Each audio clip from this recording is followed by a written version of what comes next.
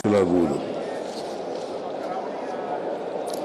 ಕಲ್ಯಾಣ ಕರ್ನಾಟಕ ಭಾಗದಲ್ಲಿ 32 ವಿಧಾನಸಭಾ ಕ್ಷೇತ್ರಗಳಿಗೆ ಘೋಷಿಸಲಾದ ಕಲ್ಯಾಣ ಪಥ ಯೋಜನೆಯಡಿ 1,000 ಕೋಟಿ ರು ಮೊತ್ತದ 286 ರಸ್ತೆ ಕಾಮಗಾರಿಗಳನ್ನು ಶೀಘ್ರವಾಗಿ ಪೂರ್ಣಗೊಳಿಸಲಾಗುವುದು. ಗ್ರಾಮ ಪಂಚಾಯಿತಿ ಮಟ್ಟದಲ್ಲಿನ 60 ಕೇಂದ್ರಗಳಲ್ಲಿ ವಿಜ್ಞಾನ, ಕಲೆ, ಸಾಹಿತ್ಯ ಮತ್ತು ವೃತ್ತಿ ಮಾರ್ಗದರ್ಶನ ಕುರಿತಾದ ಚಿಗುರು ಕಾರ್ಯಕ್ರಮಗಳು ಮಕ್ಕಳು ಮತ್ತು ಮಹಿಳೆಯರಿಗೆ ಸಂವಿಧಾನ ಸಾಕ್ಷರತೆ, ಮಹಿಳೆಯರಿಗಾಗಿ ಡಿಜಿಟಲ್ ಮತ್ತು ಆರ್ಥಿಕ ಸಾಕ್ಷರತೆ ಹಾಗೂ ಮಹಿಳಾ ಚುನಾಯಿತ ಪ್ರತಿನಿಧಿಗಳಿಗೆ ಅಧಿಕಾರ ಸಾಕಾರ ಸಾಮರ್ಥ್ಯಾಭಿವೃದ್ಧಿ ತರಬೇತಿ ಕಾರ್ಯಕ್ರಮವನ್ನು ಹಮ್ಮಿಕೊಳ್ಳಲಾಗುವುದು.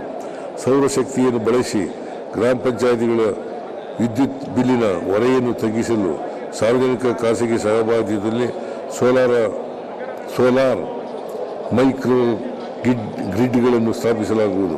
ಪಂಚಾಯತ್ ರಾಜ್ ವ್ಯವಸ್ಥೆಯ ಬಲವರ್ಧನೆಗಾಗಿ ಮತ್ತು ಗ್ರಾಮೀಣ ಜನರಿಗೆ ವ್ಯವಸ್ಥಿತ ರೀತಿಯಲ್ಲಿ ಸೇವೆಗಳನ್ನು ಒದಗಿಸುವ ದೃಷ್ಟಿಯಿಂದ ಈ ಕೆಳಕಂಡ ಉಪಕ್ರಮಗಳನ್ನು ಕೈಗೊಳ್ಳಲಾಗುವುದು. ಎಲ್ಲ ಅಗತ್ಯ ದಾಖಲೆಗಳನ್ನು ಹೊಂದಿರುವ ಆಸ್ತಿಗಳಿಗೆ ಪ್ರಮಾಣ ಪತ್ರಗಳನ್ನು ಎದುರಿಸಲು ಈ ಸ್ವತ್ತು ಅಭಿಯಾನವನ್ನು ಆರಂಭಿಸಲಾಗುವುದು. ಪಂಚತಂತ್ರ ತಂತ್ರಾಂಶವನ್ನು ಜಿಲ್ಲಾ ಪಂಚಾಯಿತಿ ಮತ್ತು ತಾಲೂಕು ಪಂಚಾಯಿತಿಗಳಿಗೆ ವಿಸ್ತರಿಸಲಾಗುವುದು. ವಿಕೇಂದ್ರೀಕೃತ ಡಿಜಿಟಲ್ ಗ್ರಂಥಾಲಯಗಳ ನಿರ್ವಹಣೆ ಮತ್ತು ಪ್ರಗತಿ ಮತ್ತು ಸ್ವಸಹಾಯ ಸಂಘಗಳ ಮೂಲಕ ಕೈಗೊಳ್ಳಲಾಗುತ್ತಿರುವ ಘನ ತ್ಯಾಜ್ಯ ನಿರ್ವಹಣೆಯ ಪ್ರಗತಿಯನ್ನು ಪಂಚತಂತ್ರ ತಂತ್ರಾಂಶದ ಮೂಲಕ ನಿರ್ವಹಿಸಲಾಗುವುದು. ಹಿರಿಯ ಅಧಿಕಾರಿಗಳಿಂದ ಗ್ರಾಮ ಪಂಚಾಯಿತಿಗಳನ್ನು ದತ್ತು ಪಡೆದು ಸಮಗ್ರವಾಗಿ ಅಭಿವೃದ್ಧಿಪಡಿಸುವ ಉದ್ದೇಶದಿಂದ ಗ್ರಾಮ ಪಂಚಾಯಿತಿ ದತ್ತು ಕಾರ್ಯಕ್ರಮವನ್ನು ಆರಂಭಿಸಲಾಗುವುದು. ಮಹಾತ್ಮ ಗಾಂಧಿ ರಾಷ್ಟ್ರೀಯ ಉದ್ಯೋಗ ಖಾತರಿ ಯೋಜನೆಯಡಿ ಈ ಕೆಳಕಂಡ ಕಾರ್ಯಯೋಜನೆಗಳನ್ನು ಅನುಷ್ಠಾನಗೊಳಿಸಲು ಉದ್ದೇಶಿಸಲಾಗಿದೆ. ತ್ಯಾಜ್ಯ ನೀರಿನ ನಿರ್ವಹಣೆ ಮತ್ತು 500 ಗ್ರಾಮಗಳಲ್ಲಿ ಬೂದು ನೀರು ನಿರ್ವಹಣಾ ಘಟಕಗಳನ್ನು ನಿರ್ಮಿಸಲಾಗುವುದು.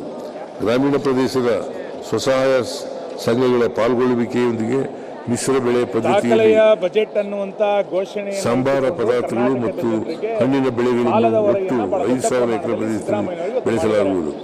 ಗ್ರಾಮೀಣ ಪ್ರದೇಶದಲ್ಲಿ ಹಾದು ಹೋಗುವ ರಾಜ್ಯ ಮತ್ತು ಜಿಲ್ಲಾ ರಸ್ತೆಗಳ 5,000 ಕಿಲೋಮೀಟರ್ ಬದಿಗಳಲ್ಲಿ ಸಸಿಗಳನ್ನು ಬೆಳೆಸಿ ಹಸಿರು ಪಥಗಳನ್ನು ನಿರ್ಮಾಣ ಮಾಡಲಾಗುವುದು.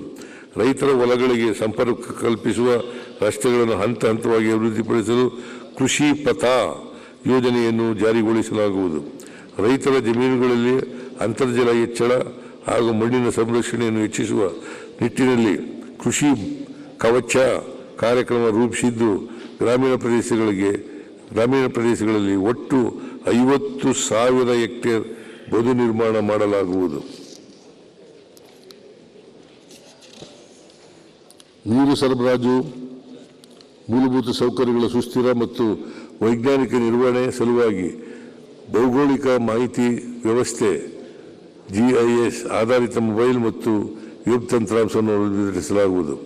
ಗ್ರಾಮ ಪಂಚಾಯಿತಿಗಳ ಸುಸ್ಥಿರ ಆದಾಯದ ಮೂಲಗಳನ್ನು ಬಲಪಡಿಸಲು ಗ್ರಾಮ ಪಂಚಾಯಿತಿ ಸ್ವತ್ತುಗಳನ್ನು ಸಾರ್ವಜನಿಕ ಖಾಸಗಿ ಸಹಭಾಗಿತ್ವದಲ್ಲಿ ಆದಾಯದ ಸೃಷ್ಟಿಗೆ ಅನುಕೂಲವಾಗುವಂತೆ ಅಭಿವೃದ್ಧಿಪಡಿಸಲಾಗುವುದು. ಯೋಜನೆ ರಾಜ್ಯದ ಅಭಿವೃದ್ಧಿ ಹಾಗೂ ಪ್ರಾದೇಶಿಕ ಮಸೂದೆಗಳ ಬಗ್ಗೆ ಅಧ್ಯಯನ ನಡೆಸಲು ಪ್ರೊಫೆಸರ್ M. ಗೋವಿಂದರಾವ್ ಅವರ ಅಧ್ಯಕ್ಷತೆಯಲ್ಲಿ ಕರ್ನಾಟಕ ಪ್ರಾದೇಶಿಕ ಅಸಮತೋಲನ ನಿವಾರಣಾ ಸಮಿತಿಯನ್ನು ರಚಿಸಲಾಗಿದೆ. ಸದರಿ ಸಮಿತಿಯು ನೀಡುವ ವರದಿಯನ್ನು ಆಧರಿಸಿ ಪ್ರಾದೇಶಿಕ ಅಸಮತೋಲನ ನಿವಾರಣೆಗೆ ಸೂಕ್ತ ಯೋಜನೆ ಮತ್ತು ಕಾರ್ಯಕ್ರಮಗಳನ್ನು ಅಳವಡಿಸಿಕೊಳ್ಳಲಾಗುವುದು. ಕಲ್ಯಾಣ ಕರ್ನಾಟಕ ಪ್ರದೇಶಗಳ ಅಭಿವೃದ್ಧಿಗೆ 5,000 ಕೋಟಿ ರೂಪಾಯಿ ಮೊತ್ತದ ಯೋಜನೆಗಳನ್ನು KKRDB ವತಿಯಿಂದ ಅನುಷ್ಠಾನಗೊಳಿಸಲಾಗುವುದು. ಈ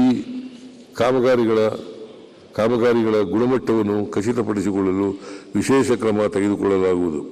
ಬಯಲುಸೀಮೆ, ಮಲೆನಾಡು ಹಾಗೂ ಕರಾವಳಿ ಪ್ರದೇಶ ಅಭಿವೃದ್ಧಿ ಮಂಡಳಿಗಳಿಗೆ ಒಟ್ಟಾರೆಯಾಗಿ 83 ಕೋಟಿ ರೂಪಾಯಿ ಅನುದಾನವನ್ನು ಒದಗಿಸಲಾಗುವುದು. ರಾಜ್ಯದ ಗಡಿಗಳಲ್ಲಿನ ಮೂಲಸೌಕರ್ಯ ಹಾಗೂ ಸಾಮಾಜಿಕ ಸುಧಾರಣೆ ಕಾರ್ಯಕ್ರಮಗಳನ್ನು ಪರಿಣಾಮಕಾರಿಯಾಗಿ ಜಾರಿಗೊಳಿಸಲು ಗಡಿ ಅಭಿವೃದ್ಧಿ ಪ್ರಾಧಿಕಾರವನ್ನು ಯೋಜನಾ ಇಲಾಖೆಯ ವ್ಯಾಪ್ತಿಗೆ ತರಲಾಗುವುದು.